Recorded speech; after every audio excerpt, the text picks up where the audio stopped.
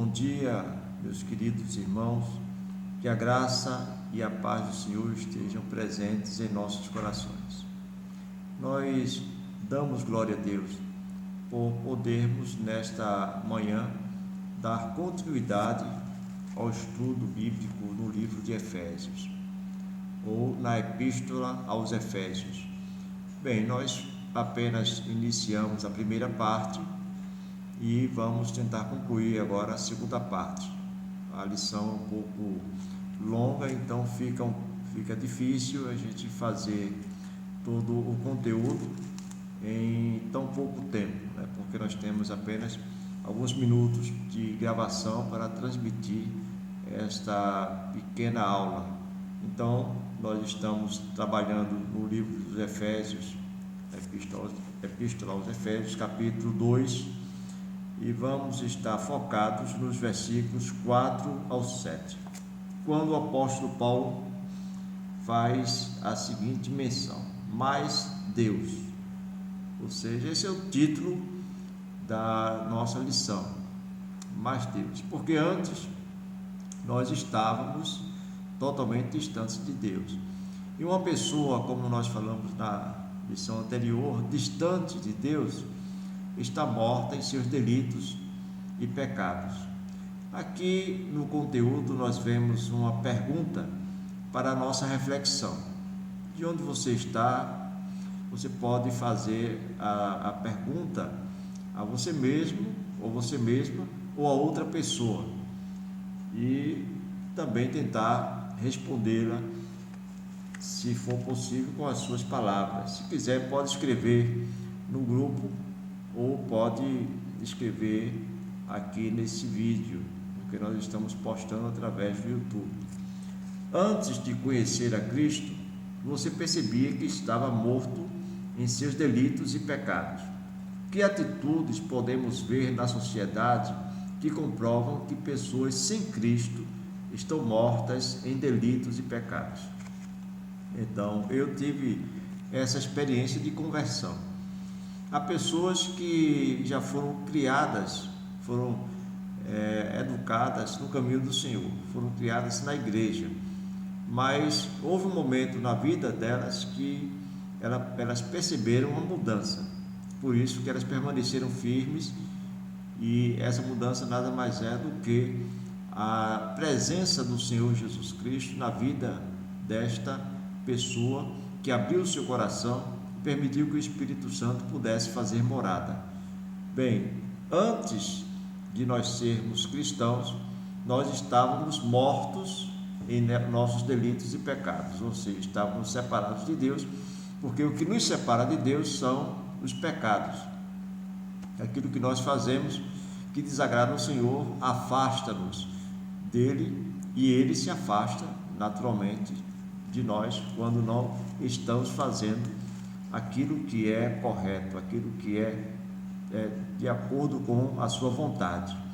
Então, meus irmãos, nós percebemos aqui que antes de nos convertermos ao Senhor, estávamos mortos nos nossos delitos e pecados, mas Deus nos vivificou em Cristo. Então, não foi uma ação nossa, nós apenas tivemos a nossa decisão, tomamos a nossa decisão de aceitar a Cristo, de dar um passo para Ele, e todo o resto do trabalho Ele fez. A transformação não é algo que nós conseguimos fazer em nós mesmos. O milagre da conversão não é algo que é unicamente nosso, mas com certeza Deus é quem faz esse milagre. O milagre da transformação. Então ele transforma as pessoas. Tem gente que é viciado em drogas e Deus os liberta. Há pessoas que estão presas no pecado, porque na verdade as pessoas que vivem no pecado estão mortas em seus delitos e pecados. Elas não conseguem sair porque elas estão aprisionadas, a não ser por intervenção do Senhor Jesus Cristo. Jesus Cristo, ele opera a obra da transformação, a obra da ressurreição dos mortos espirituais. Então, se você recebeu essa transformação, se você experimentou essa mudança, foi porque a decisão, a iniciativa foi especialmente do Senhor. Por isso que ele falava para os seus discípulos, dizendo: não foste vós que me escolheste, lá no Evangelho de João. Antes eu vos escolhi e vos designei para que vades e deis frutos. Então o Senhor é quem nos seleciona, quem faz a obra na nossa vida. Então, às vezes há pessoas que dizem: eu não vou aceitar a Cristo agora, porque eu não sei se eu vou ter força para continuar.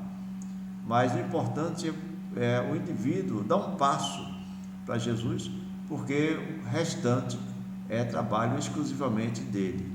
Éramos escravos, mas Deus nos colocou na posição de livres. Então o Senhor nos liberta. Aquele que conhece a Cristo, aquele que entrega a sua vida, o seu caminho ao Senhor, experimenta a libertação. Que tipo de libertação é essa? Tem gente que vai dizer: o crente é preso, porque o crente não pode ir para o carnaval, não pode ir para as baladas, as festas do mundo, o crente não pode se embriagar, não pode fazer isso. Eu digo justamente o contrário. As pessoas que são presas, elas não conseguem deixar a prostituição, não conseguem deixar a bebedeira, não conseguem deixar as baladas do mundo, aquilo que o mundo oferece, os carnavais, porque elas estão presas ao pecado, estão presas à iniquidade. E quando Cristo entra no nosso coração, Ele nos liberta de todas essas coisas. Então nós não temos mais prazer naquilo que é do mundo, nas coisas que o mundo oferece, naquilo que o pecado nos oferece. Então nós, na verdade, somos livres. Isso nós podemos dizer com convicção. E essa libertação não veio de nós. Essa libertação, quem operou foi o Senhor Jesus Cristo. Por isso que o mundo não entende como alguém, sendo escravo do pecado, consegue sair do pecado, porque ele tomou a decisão de receber a Cristo. Não adianta as pessoas tentarem sair desse meio por si próprias, é muito difícil, mas quando nós recorremos a Cristo, nós conseguimos abandonar o pecado, nos libertar do pecado e viver uma novidade de vida. Então o Senhor faz isso, não porque nós somos bons ou merecedores, mas pela sua misericórdia, pela sua graça que não tem fim. Éramos filhos da ira, mas Deus usou de misericórdia para conosco. Então é o que nós falamos: Deus foi misericordioso. Ele se compadece de cada um de nós. Quando nós estamos no pecado, estamos vivendo no vício e não nos agradamos, na verdade, aquelas pessoas que se prostituem, elas não se sentem bem com a prostituição. As pessoas que estão presas à iniquidade, elas não se sentem bem em praticar a iniquidade. As pessoas que estão vivendo no vício, elas não se sentem bem, elas têm o interesse, elas têm a vontade de deixar aquilo que elas estão praticando, mas não conseguem, não têm forças, porque a humanidade é fraca, nós somos fracos, mas o Senhor Jesus Cristo é forte. Por isso que Ele afirma: tomai sobre vós o meu jugo, aprendei de mim que sou humilde de coração, manso e humilde de coração, e encontrareis descanso para vossas almas, porque o meu jugo é suave e o meu fardo é leve. Ou seja, aquilo que nós chamamos de jugo, que está sobre nossos ombros, pesado, nós não conseguimos suportar, nós não conseguimos caminhar com aquele peso. Quando Jesus Cristo ele se junta conosco, ele leva esse jugo junto conosco, ele se torna leve. Então, por isso que ele convida você a tomar essa decisão. E nós, quando tomamos a decisão, nós nos transformamos, porque nós fomos vivificados pelo Senhor Jesus Cristo. Então, o Senhor Jesus Cristo, ele toma a iniciativa, que é um ato de amor, um ato de misericórdia. Não há amor semelhante ao amor de Deus. nem perto do amor de Deus existe alguém que ame tanto quanto o Senhor nos ama. O Senhor nos ama a ponto de nos tirar da prostituição, do vício, do mal, e nos colocar nos lugares especiais, no lugar de conforto, onde nós temos a paz, que é na sua presença. O melhor lugar de se viver, ou para se viver, é na presença do Senhor. Meus irmãos, o que Deus fez? Então vamos ver lá em Efésios, capítulo 2, versículo 5. Deus nos deu vida juntamente com Cristo. Vamos ler capítulo 2, se você tiver com a sua Bíblia, aí você poderá nos acompanhar nessa leitura. Capítulo 2, versículo 5, quando diz: estando nós ainda mortos em nossas ofensas, nos vivificou juntamente com Cristo, pela graça sois salvos. Nos vivificou. Então a salvação é pela graça. Graça é um favor que nós não merecemos. Significa isso, favor imerecido.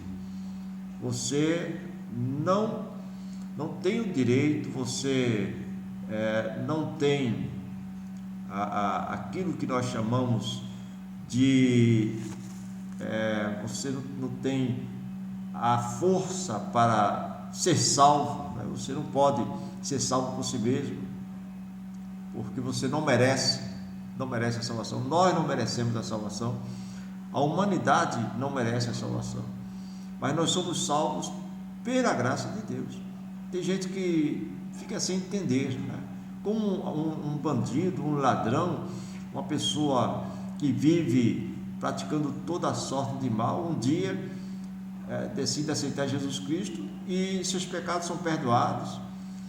Muita gente diz: olha, enquanto eu não matei, não roubei, não fiz nada, e não sou salvo. Como pode ser isso? Aquele malfeitor que estava ao lado de Cristo na cruz, quando Cristo estava sendo martirizado, ele creu com seu coração. Ele disse: Senhor, lembra-te de mim quando entrares no teu reino. E Jesus Cristo respondeu para ele: hoje mesmo estarás comigo no paraíso. Meus irmãos, que amor maravilhoso! Jesus Cristo não olhou para os males que aquele homem praticou na sua vida. Ele com certeza era uma pessoa cheia de perversidade, cheia de pecado, mas naquele momento ele se arrependeu, no último instante da sua vida. E quando ele se arrepende, o Senhor Jesus Cristo apaga todas as suas transgressões e ele é salvo. No último momento ele é salvo. Então o que significa isso? Que mesmo que alguém só tenha 1 minuto de vida, se ela se arrepender, ela é salva, não porque ela merece. Aquele homem merecia a condenação, com certeza, porque ele inclusive reconheceu: nós estamos aqui condenados, estamos sendo penalizados com justiça, porque nós fizemos o mal. Mas este homem, se referindo a Jesus, nada fez para merecer isso. Então aquele homem reconhecia que Jesus Cristo era o Senhor. Reconhecia não apenas que ele era o Senhor, como também entendia e cria nele como o Salvador da humanidade. Creu em Jesus Cristo como seu único e suficiente Salvador. Então ele disse: Senhor, lembra-te de mim quando tu entrares no teu reino. Porque o Senhor Jesus Cristo, irmãos, não se esquece de nenhum de nós. Ele se lembra, mas nós temos que tomar a decisão. E essa decisão é crucial, é imprescindível. Se nós não tomarmos a decisão de receber a Cristo no nosso coração, na nossa vida, então nós não podemos ser salvos, porque a decisão de salvar é do Senhor Jesus Cristo. Ninguém pode ser salvo por si mesmo. Nós não podemos ser salvos pelas obras.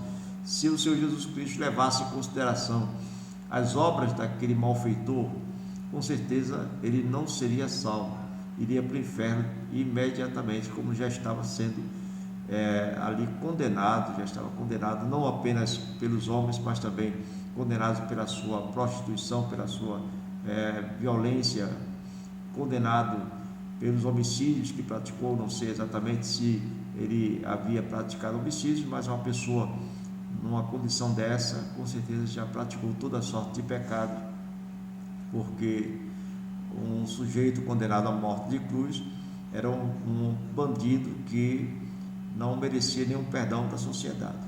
Mas o Senhor perdoou, o Senhor deu uma nova oportunidade e Ele o salvou. Então, se Ele salva aquele sujeito, como não vai salvar você, que teve tão poucos pecados como você julga? Não é? Tem gente que diz assim: eu não fiz nada disso, mas não estou salvo. Por que não está salvo? Porque precisa aceitar a Jesus Cristo como seu Salvador. Porque a graça do Senhor Jesus Cristo é que nos permite ser salvos. Então a graça do Senhor Jesus Cristo foi maior do que todos os pecados daquele homem que estava sendo condenado ali na cruz, ao lado de Cristo. O nome dele, inclusive, de acordo com o Flávio Josefo, o historiador, chama-se Dimas. Dimas estava ali morrendo e foi salvo pelo Senhor Jesus Cristo, porque a graça do Senhor Jesus Cristo, ela é grande e ela está proporcional, aliás, ao pecado da humanidade. Quanto maior o pecado, maior a graça. Quanto menor o pecado, menor a graça. Então, se você aceitar Jesus Cristo com poucos pecados, você vai ser salvo. Se você não aceitar Jesus Cristo, mesmo com poucos pecados, os pecados não vão ser perdoados. Eles continuam ali, vocês vão ser condenados, vão ser julgados de acordo com as suas obras. Mas se alguém aceita Cristo, então ela não será julgada pelas obras. Ela vai ser agraciada pelo Senhor Jesus Cristo e vai receber a vida eterna por decisão do Senhor. Então, nós vemos aqui que Deus, também no versículo 6, capítulo 2, versículo 6, Deus nos ressuscitou juntamente com Cristo.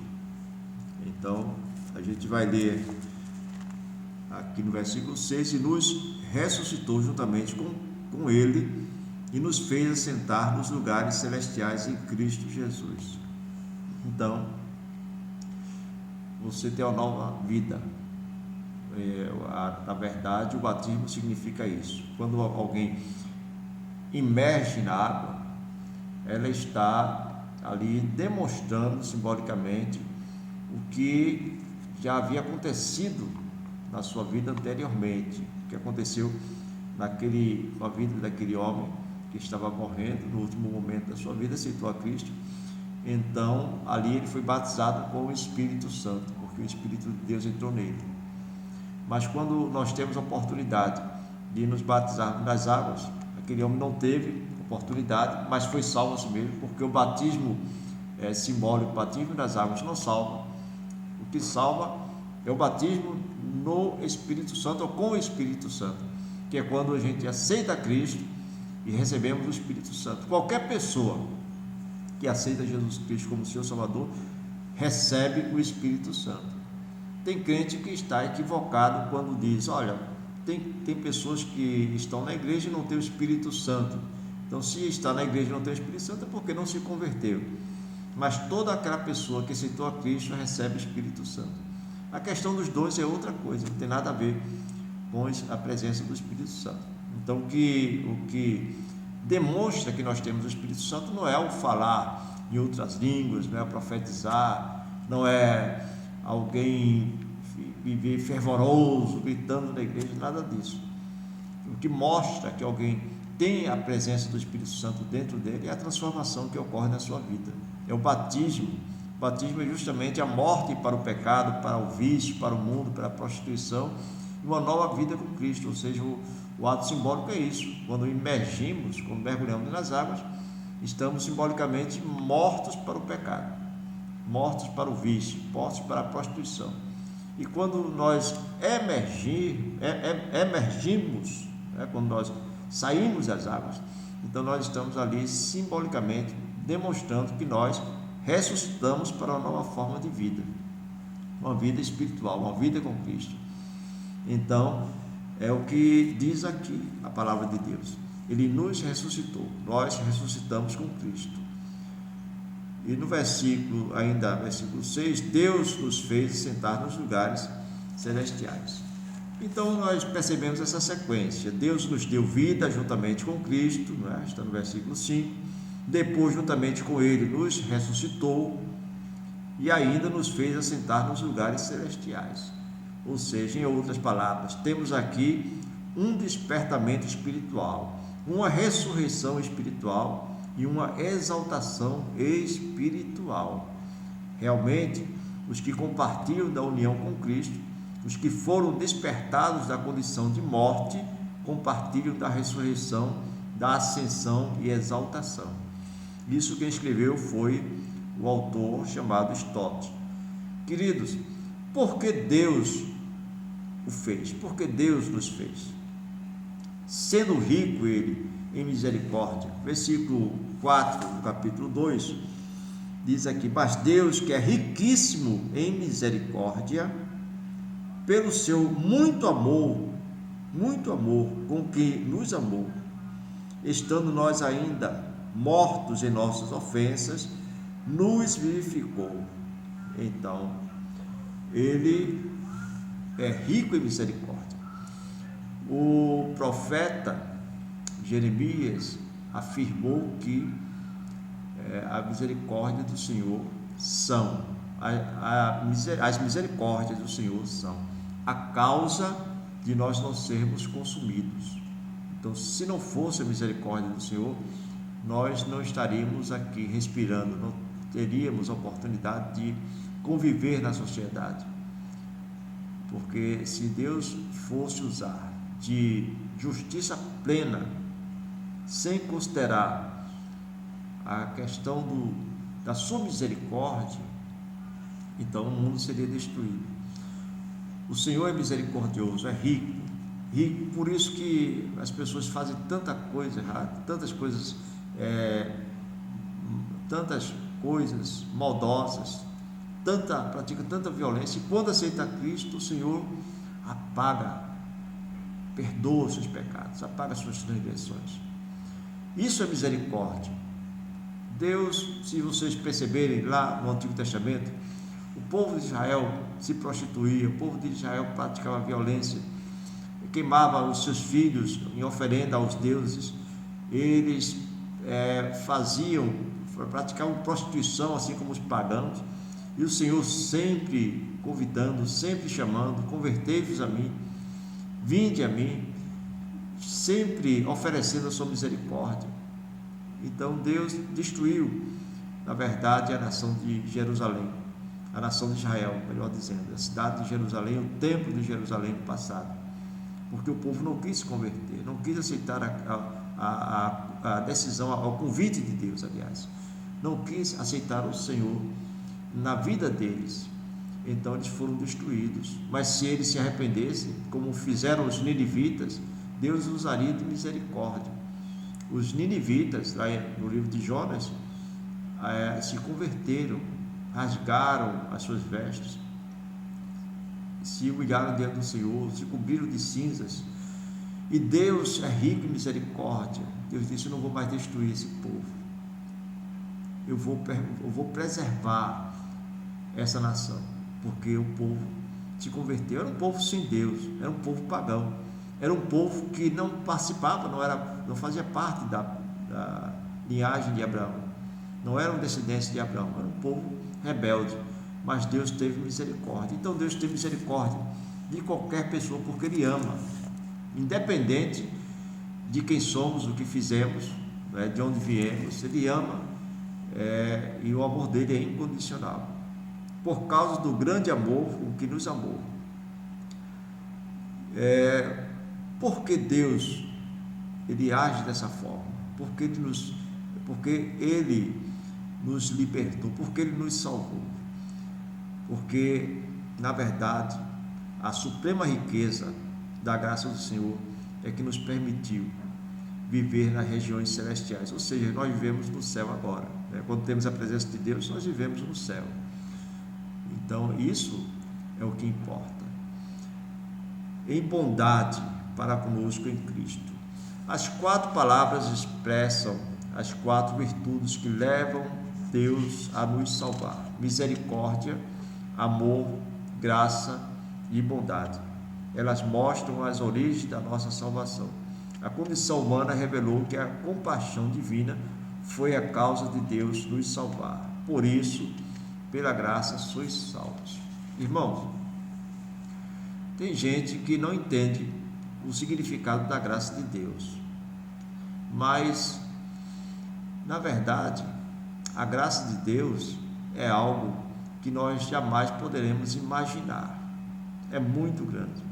Para que nós possamos ter uma noção, eu vou apenas contar uma breve ilustração. Uma criança, na sua sala de aula, estava com roupas rasgadas, estava ali sem o material escolar devido, estava descalço, e o professor se aproximou dessa criança e disse: olha, cadê a sua sandália? Cadê o seu sapato? Ele respondeu: não tenho nem sapato nem sandália, porque meus pais não podem comprar.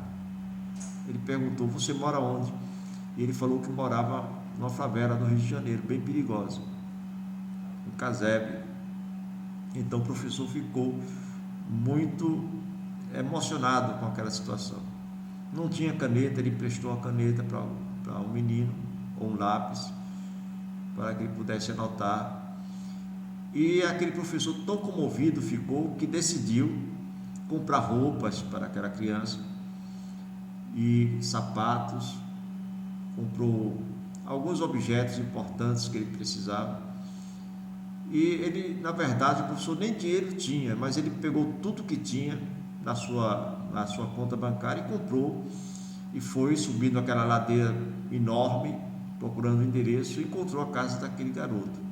Ao bater na porta, ele recebe uma pedrada na cabeça. Colocando a mão, ele percebe que está sangrando. Daqui a pouco ele olha e percebe que o sangue está em toda a sua roupa. Então, todo sujo de sangue, ele volta com aquela bagagem e vai para o hospital, faz o curativo, depois retorna, sobe aquela ladeira novamente, bate ali, e quem o atende é uma mulher. E ele disse: eu trouxe esse presente para o seu filho. E ela responde: meu filho não pode receber esse presente, porque ele não merece. Essa pedrada, foi ele que deu essa pedrada, foi ele que jogou essa pedra da sua cabeça, por isso que ele não merece. Então o professor respondeu: eu não vim aqui porque ele merece o presente, eu vim aqui porque ele precisa desse presente. Então o professor usou de misericórdia, e a graça é justamente isso. Quando nós não merecemos, mas nós precisamos, então o Senhor utiliza a sua graça, né? Então ele não vai dar a salvação porque nós merecemos a salvação. Ninguém merece a salvação, mas nós precisamos da salvação. Todos nós precisamos da vida eterna. Então o Senhor Jesus deseja dar a vida eterna. Por isso ele veio e comprou por um preço caríssimo, o maior preço que alguém poderia pagar: a própria vida, o seu sangue. O seu sangue custou a salvação. Então ele vai oferecer a salvação a todos nós em forma de presente. Se nós dissermos: eu não quero te aceitar, eu não quero o seu presente, então ele se entristece, porque ele comprou a salvação com muito carinho, com muito amor, dando a própria vida e derramando seu próprio sangue para nos levar ao céu. Queridos, então é importante que nós façamos essa reflexão. O tempo já está avançado, então eu vou deixar essa pergunta para que você possa refletir. O que significa estar sentado nos lugares celestiais em Cristo Jesus? Que implicações há para a vida cristã diária? Por que Paulo repete 3 vezes a palavra graça neste parágrafo? Então, Efésios capítulo 2, versículos 5, 7 e 8. Então, essa é uma reflexão para que você possa posteriormente trazer. Então, nós vamos fazer essa conclusão na próxima aula. Amém? Então nós vamos pedir que os irmãos leiam, se possível, em casa. Eu já postei aqui lá no grupo. Se alguém não tem, me peça, porque eu tiro a foto e envio para você, tá certo? Então na próxima semana nós vamos fazer a conclusão, porque é preferível estudar dessa maneira, mais tranquila, a gente vai aprendendo mais. Então que Deus, queridos, nos abençoe, que o Senhor te dê um domingo abençoado de vitórias, e que você tenha uma semana de grandes alegrias. Isso é o desejo do meu coração e a minha oração em nome de Jesus. Amém.